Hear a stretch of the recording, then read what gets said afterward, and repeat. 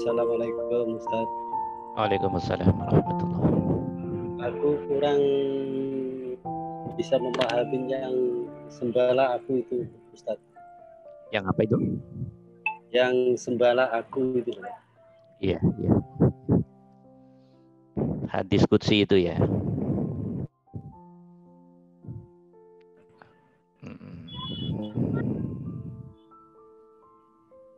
Oke, ada pertanyaan dari teman kita dari tag hadis qudsi yang berbunyi, jangan sembah sifatku. Tadi sudah paham sifatnya yang dimaksud ini belum? Paham tak? Sudah paham. Jangan sembah sifatku. Maksudnya jangan ngelihat sifatku doang. Jangan dengar sifatku doang.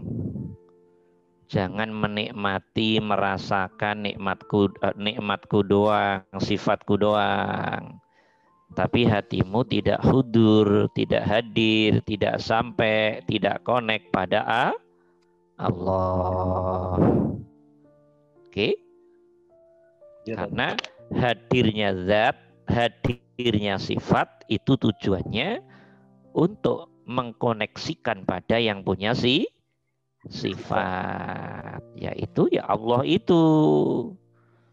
Tapi bukan Allah dari sisi nama, Allah yang hakikatnya punya nama Allah, gitu loh Radi.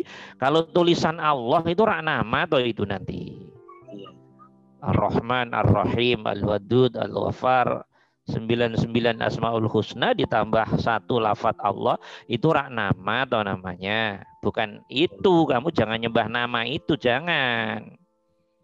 Jangan nyembah sifat, tapi sifat yang mengkoneksikan pada yang punya sifat.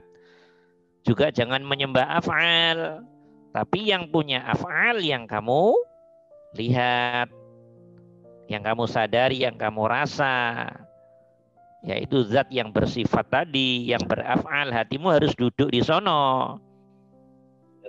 Gitu tadi. Juga jangan sembah zat, ya, zatnya roh yang notabene-nya diliputi nurullah, jangan berhenti di situ juga. Itu masih setengah perjalanan namanya.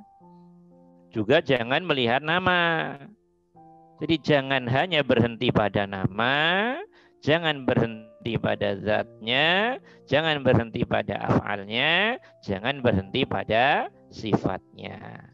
Tapi lihatlah sifat yang kemudian bisa langsung terkoneksi dengan zatnya, pemilik nama Allah. Oke. Lihatlah, dengarkanlah, rasakanlah, nikmatilah af'al, saksikanlah af'al yang kemudian detik itu juga menjadi penghantar pada yang punya af'al. Yang punya af'al ya yang punya sifat tadi sama. Kalau hatimu belum begitu, dihitung kamu masih menyembah sifat, atau mungkin menyembah af'al, atau mungkin masih menyembah nama. Karena hatimu masih buta. Hati masih buta.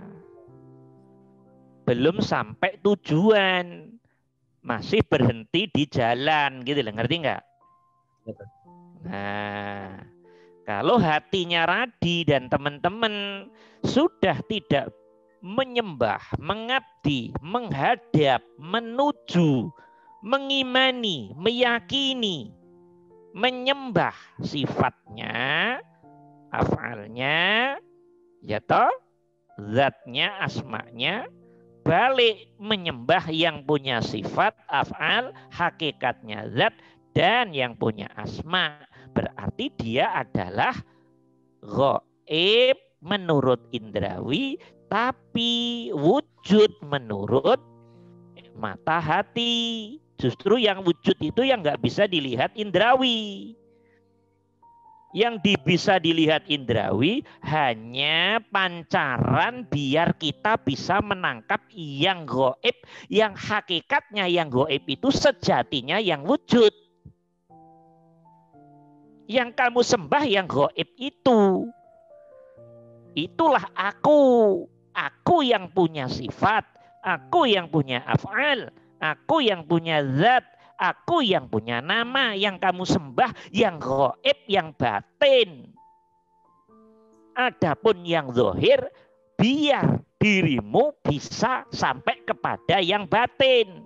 Jadi zahir penghantar pada yang batin. Zahir penunjuk pada yang batin. Zahir sebagai fakta, bukti, realitas, saksi atas adanya yang batin. Maka yang zahir nggak bisa tanpa yang batin. Karena tanpa yang zahir, yang batin tidak akan bisa diketahui, dimengerti, difahami. Oke. Gitu loh tadi. Aku yang dimaksud itu, paham apa enggak? Ya, Tad. Nah, sekarang udah paham? Insyaallah, Tad. Nah, aku yang punya sifat, berarti yang punya nama Allah.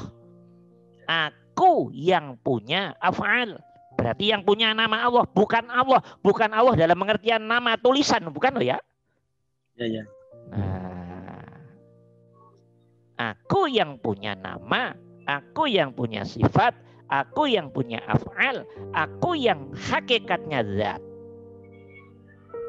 Bisa dimengerti? Hatimu harus duduk di sono. Ya, Tad. Ya, paham? Insya Allah paham? Insyaallah, Tad. Ya, oke, dah. Clear ya? Terima kasih, Tad.